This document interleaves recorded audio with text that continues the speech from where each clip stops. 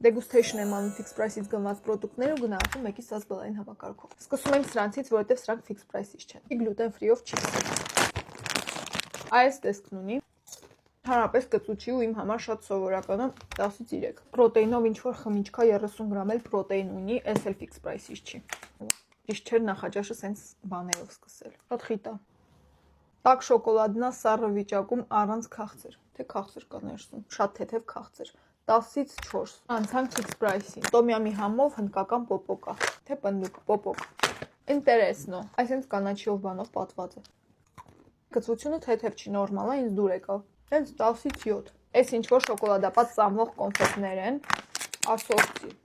գույները հետաքրքիր է հոտնել, ոնց որ դրաժեներ լինեն,